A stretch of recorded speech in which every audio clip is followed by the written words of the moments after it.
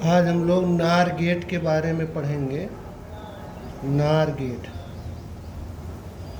ये एक universal gate है, सार्वत्रिक गेट है, जिसकी सहायता से हम लोग बेसिक गेट को प्राप्त कर सकते हैं। ये नार गेट जो होता है, हमने बताया था एन को अलग कर लीजिए, आर को अलग कर दीजिए। एन का मतलब यहाँ नाट से है, तो ये आर गेट और नाट गेट को मिला के बनाया जाता है। यह गेट आर गेट तथा नाट गेट के संयोग से प्राप्त किया जाता है।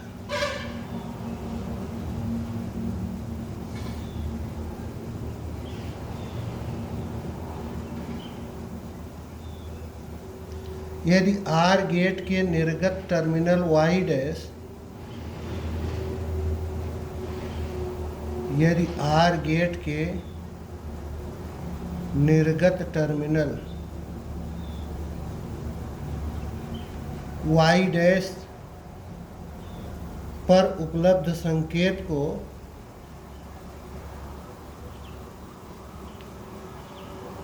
वाई डैश पर उपलब्ध संकेत को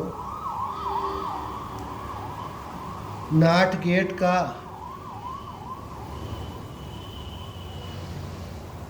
निवेशी सिग्नल बना ले,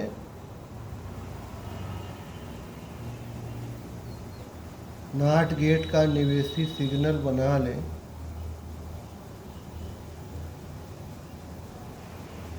तो प्राप्त गेट नाट गेट होता है।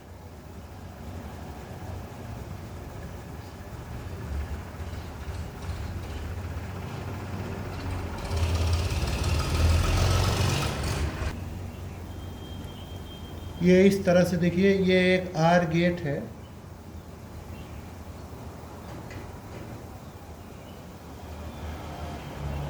इसमें दो निवेशी हो गए ए और बी। इसका एक निर्गत कर दें, अभी इसके निर्गत को वाई डैश कहें, फिर जब फाइनल हो जाएगा तो वाई से प्रदर्शित करें। अब इस निर्गत जो आर का निर्गत है, इसे नाट गेट का निवेशी बना दें। ये नाट में इसका बड़ा महत्वपूर्ण होता है सर्किल का।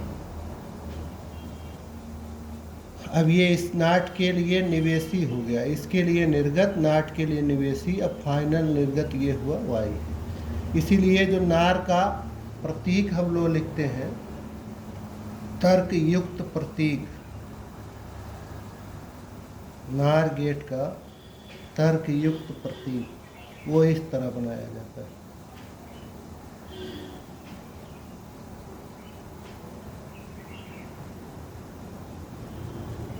यहाँ इसमें यही सर्किल का बड़ा महत्व होता है। ए बी निर्गत हो गया वाई। इसका बुलियन व्यंजक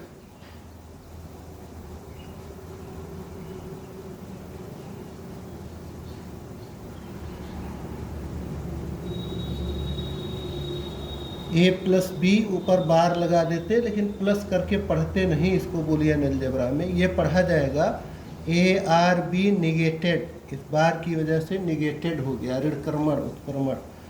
तो इसे A R B negated equals Y पढ़ा जाता है।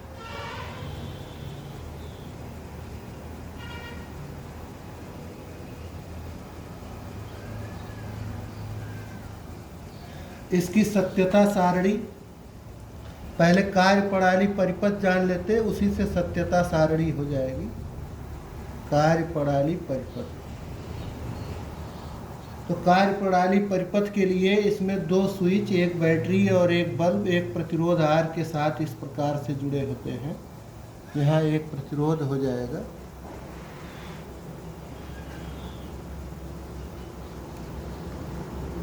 ये प्रतिरोध है।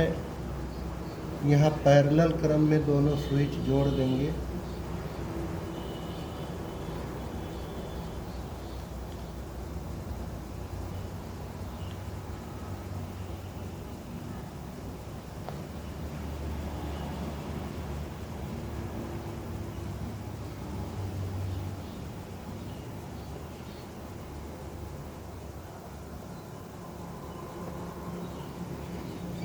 स्विच ए, स्विच बी, ये निवेशी का काम करेंगे, ये निर्गत का, और यहाँ हो गई बैटरी।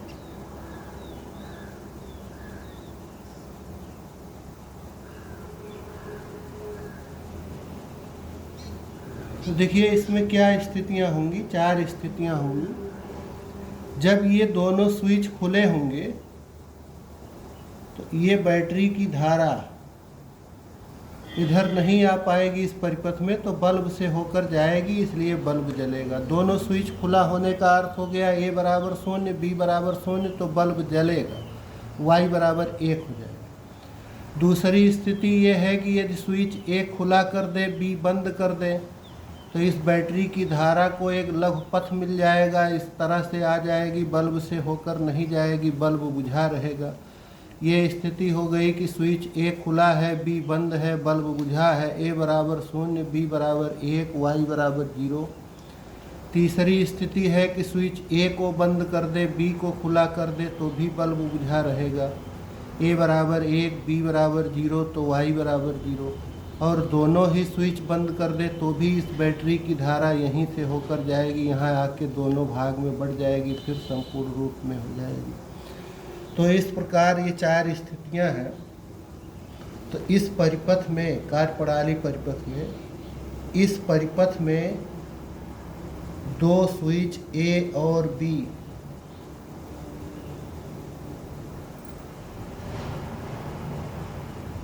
एक लघु प्रतिरोध R,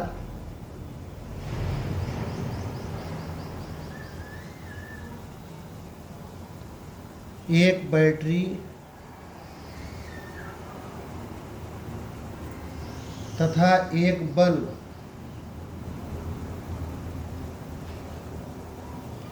चित्रानुसार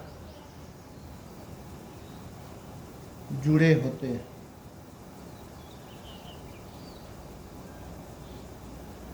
चार स्थितियों में है। पहला है जब दोनों स्विच खुले हैं,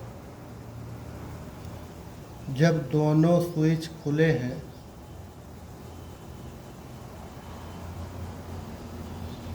ए बराबर 0, बी बराबर 0, तो बल्ब जलेगा, वाई बराबर 1। दूसरा है जब स्विच ए खुला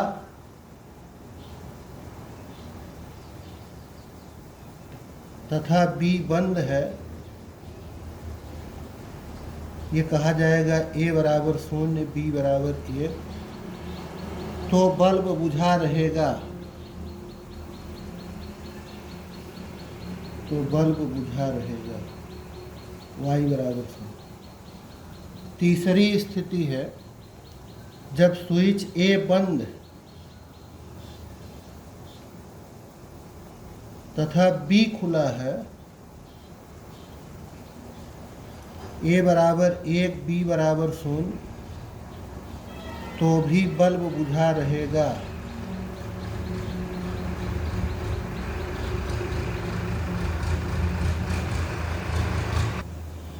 चौथी स्थिति है जब दोनों स्विच बंद हैं,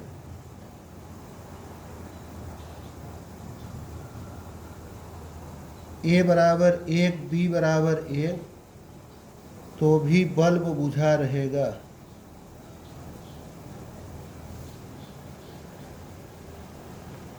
तो इसकी जो सत्यता सारणी हो गई, ये 2 तरह से हम लोग दिखा सकते हैं। पहले चाहे आर की क्रिया करा दे निवेशी में, फिर जो आए उस पर नाट की क्रिया करा दे, चाहे सीधे ही हम लोग लिख दें, इस तरह से बनाते हैं।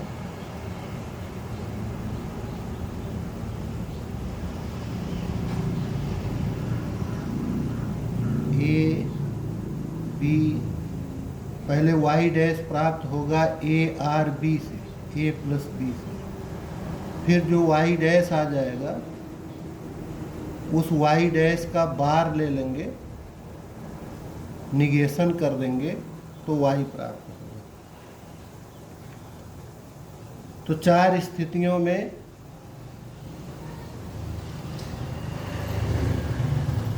जैसे पहली वाली स्थिति है जब दोनों स्विच खुले हैं, ए 0, बी 0, तो पहले प्लस वाली क्रिया कर दे, शून्य और शून्य का प्लस करेंगे तो शून्य ही आएगा ये।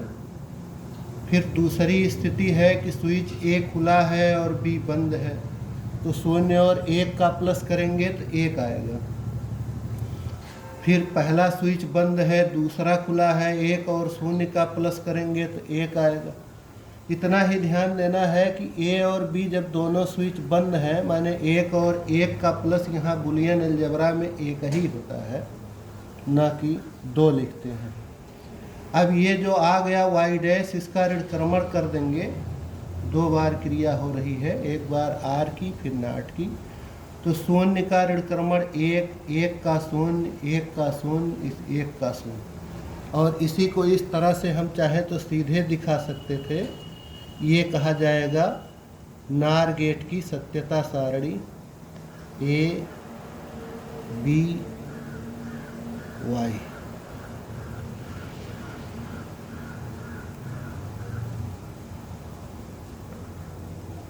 तो ये दोनों शून्य है तभी केवल 1 है, बाकी पहला शून्य हो तो भी शून्य, दूसरा शून्य हो तो भी शून्य, दोनों बंद हैं तो भी शून्य।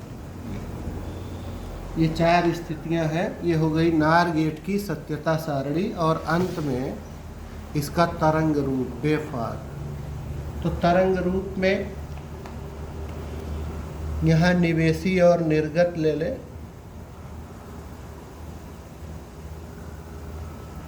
जैसे पहले a बराबर 0, b बराबर 0, फिर a बराबर 1, b बराबर 0, फिर a बराबर 1, b बराबर 1, a बराबर 0, b बराबर 1। तरंग का फॉर्म दिखना चाहिए बस। इस तरह से क्रम लेने पर वेव फॉर्म दिखता है। a बराबर 0, b बराबर 1, फिर इसी तरह से फिर यही रिपीट होगा। अब स्थितियाँ फिर यही रिपीट होगी। a 0, b 0, a 1, b 0, a 0,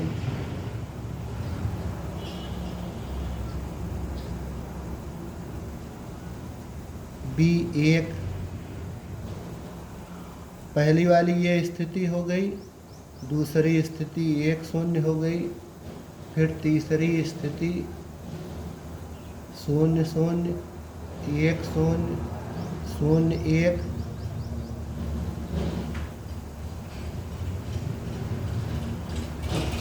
चाहे 0 1 ले ले, चाहे ये ले ले 1 1, कोई फर्क नहीं पड़ता, चाहे जो ले ले, वेव का फॉर्म दिखना चाहिए। तो ये स्थितियों को A B C D E F G H करके ले सकते हैं हम लोग। A से B के बीच, B से C के बीच, C से D के बीच, D से E के बीच, E से F के बीच, F से G के, इस तरह से। तो पहला जैसे एक निवेशी यहाँ दिखा दे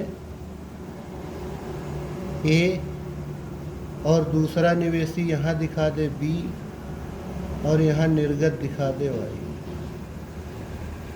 तो A 0, मान लीजिए ये A की 0 वाली स्थिति है, तो ये हो गया A 0 B 0। उस समय Y रहेगा 1 वाली स्थिति में, ये Y 1, ये 1 स्तर इसका हो गया और ये 0 स्तर हो गया। दूसरा है A 1 B 0, A को कर दे 1 अवस्था में और B को यहीं रहने दे 0 अवस्था में। इस समय y जो होगा A 0 B 0, तो y होगा 1, A 1 B 0 होगा। ये केवल दोनों 0 होने पर ही 1 होगा, बाकी सब 0 0 ही होते हैं। ये भी 0 होगा, ये भी 0, यही 0 0 होने पर खाली 1 आता है। तो y इस स्थिति में हो गया था, पहले वाले स्थिति में 1, दूसरे वाले स्थिति में 0, इसको नीचे लाना पड़ेगा। फिर जो है अगली स्थिति, तीसरी स्थिति है ये A 1 B 1। तो A को 1 कर दिया, B को अब 1 कर दे, इस समय y 0 ही रहेगा। A 0 ए को ले आए शून्य पोजीशन में, बी को कर दे 1 की स्थिति में, इस समय y शून्य ही रहेगा। ए शून्य कर दिया, बी शून्य कर दिया, इस समय भी y 1 पर आ गया। ए 1 कर दिया, बी को शून्य कर दिया, इस समय y शून्य है। ए को शून्य कर दिए, बी को 1 कर दिए, इस समय y शून्य है। इस तरह से ये वेव फॉर्म है।